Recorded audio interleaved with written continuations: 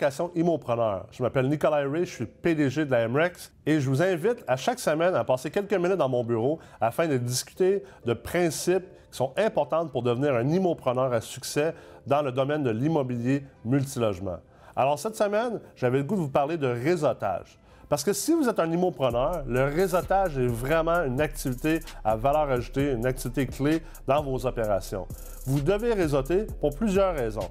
Un, parce que vous devez trouver des opportunités d'achat. Vous devez trouver des immeubles qui sont à vendre.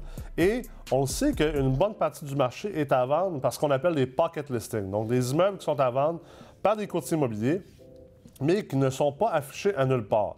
Alors, si vous voulez avoir accès à ces immeubles-là, à ces opportunités-là, vous allez bien sûr devoir développer une relation d'affaires et même une relation de proximité avec les courtiers qui contrôlent ces mandats-là. Et de l'autre côté, si vous voulez lever du capital avec des investisseurs accrédités ou avec des associés, vous devez trouver un associé. Par exemple, vous cherchez un associé qui est un entrepreneur général parce que vous voulez faire des projets de construction neuve dans le multilogement. Bien sûr, vous allez devoir réseauter pour trouver ces personnes-là.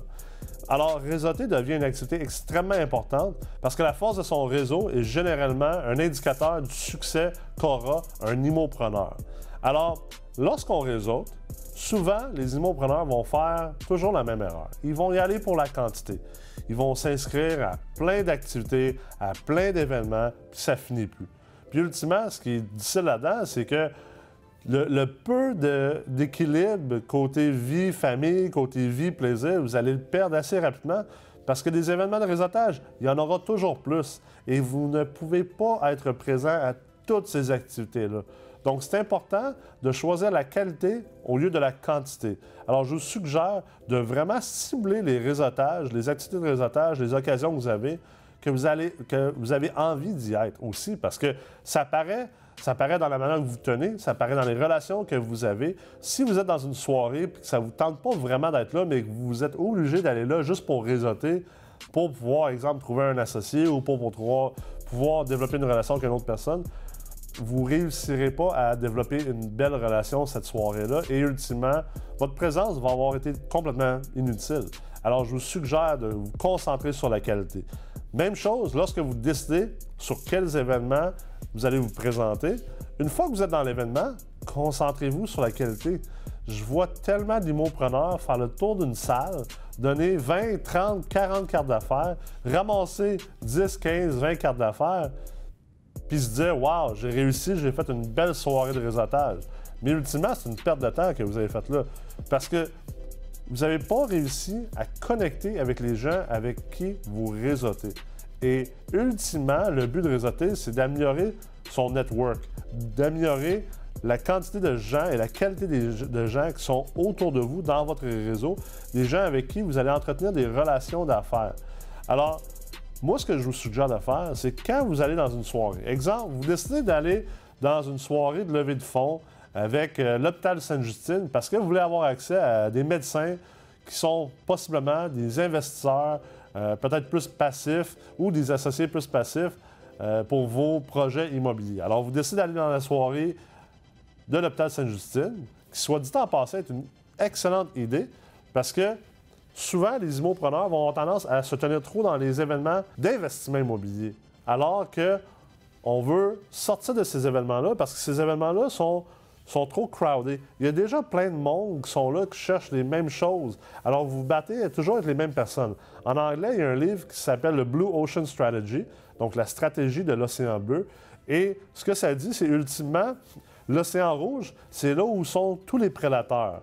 Alors, si vous allez dans une soirée immobilière, vous êtes dans l'océan rouge. Il y a beaucoup de sang dans les eaux parce qu'il y a probablement 10, 15 autres personnes comme vous qui cherchent le même type de personnes dans cette soirée-là. Donc, vous vous trouvez à vous battre avec eux pour la même personne. Alors que si vous allez dans un événement, comme par exemple une levée de fonds pour l'hôpital Sainte-Justine, il y a des bonnes chances qu'il n'y aura pas beaucoup d'immopreneurs dans cette soirée-là qui sont là pour aller chercher tous ces médecins-là comme partenaires, comme investisseurs pour développer ces relations-là.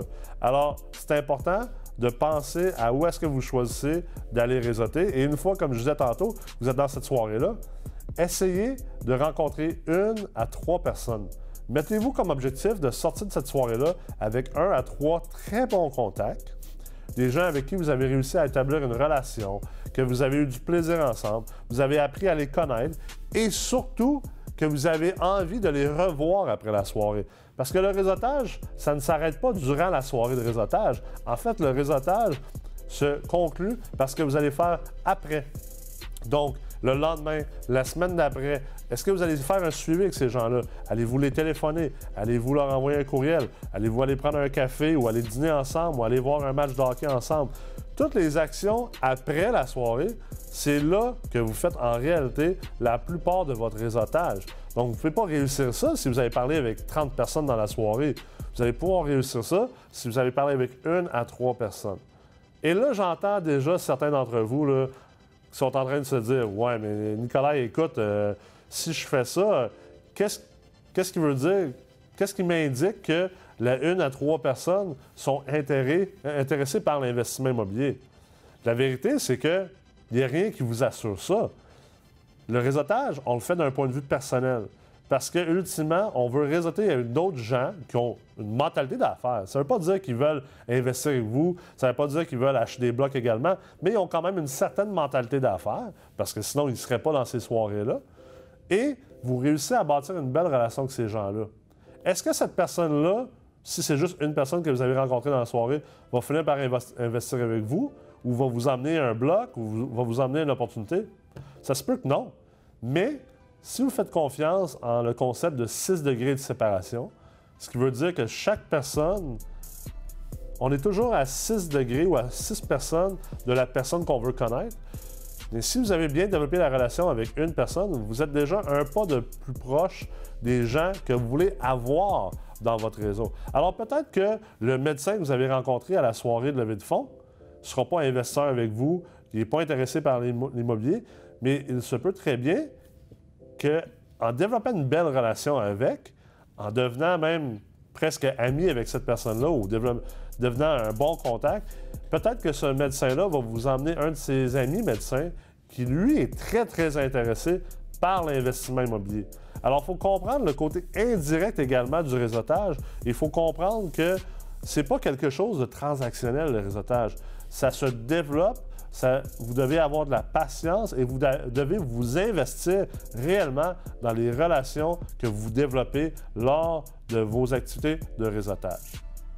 Je sais que ce n'est pas la réponse facile, je sais que ce n'est pas le chemin facile, mais ultimement, c'est comme ça qu'on réseaute. C'est comme ça qu'on fait pour vraiment bâtir un réseau qui va vous aider à atteindre vos objectifs en immoprenariat et en investissement immobilier multilogement.